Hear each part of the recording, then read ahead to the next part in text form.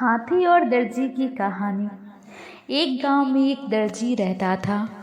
वह नेक दिल, दयालु और मिलनसार था। सभी गांव वाले अपने कपड़े उसी को सीने के लिए दिया करते थे। एक दिन दर्जी की दुकान में एक हाथी आया। वो भूखा था। दर्जी ने उसे केला खिलाया। उस दिन के बाद से हाथी रोज दर्जी की दुकान में आने लगा।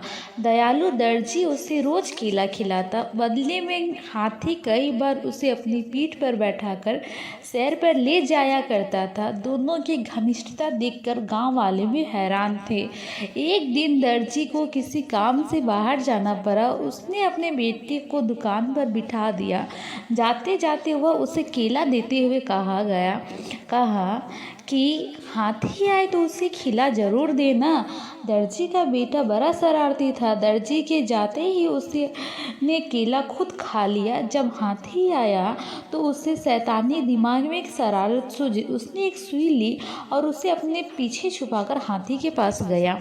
हाथी ने समझा कि वह केला देने के लिए आया है, इसलिए अपनी सूंड आगे बढ़ा दी। उसने सूंड बढ़ाते ही दर्जी के बेटे ने उसे सुई चुभो दी। हाथी दर्द से बिलबिला उठा। ये देखकर दर्जी के लड़के को बड़ा मजा आया और वह ताली बजाकर खुश होने लगा। दर्द से बिलबिलाता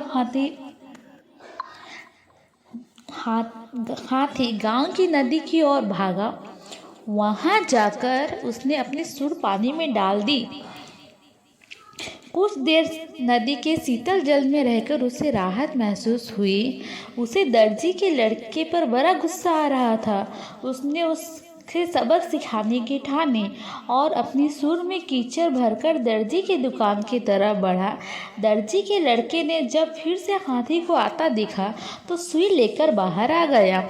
वह हाथी के पास आते ही उसे सुई चुभोने के लिए आगे बढ़ा, मगर हाथी की सूंड में भरा कीचड़ उस पर उड़ेल दिया। हाथी ने लड़का दुकान के दरवाजे के सामने खड़ा था। वो ऊपर से नीचे तक कीचड़ से लथपथ हो गया। दुकान के अंदर भी छिटक गया और लोगों द्वारा दिए गए कपड़े पर भी गंदे हो गए। उसी समय दर्जी भी अपना काम निपटाकर दुकान वापस आया। वहाँ की ये हालत देखकर उसे कुछ समझ नहीं आया।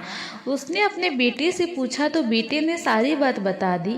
दर्जी ने बेटे को समझाया कि तुमने हाथी के साथ बुरा व्यवहार किया है, इसलिए उसने भी तुम्हारे साथ वैसा ही व्यवहार किया है।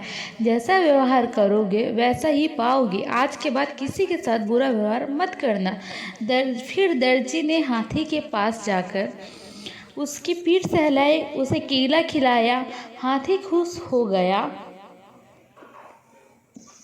दर्जी के बेटे ने भी उसे केला खिलाए, जिससे हाथी और उसकी दोस्ती हो गई। उस दिन के बाद से हाथी दर्जी के बेटे को भी अपनी पीठ पर बैठाकर घुमाने लगा।